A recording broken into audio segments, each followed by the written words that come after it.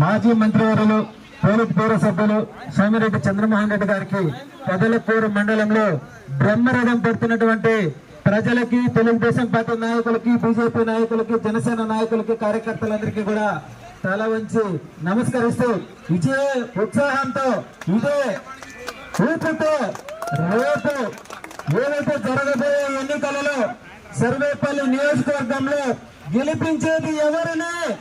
సోమిరెడ్డి చంద్రమోహన్ రెడ్డి గారు బలంగా చెప్పండి. గెలుపు ఎవరిది?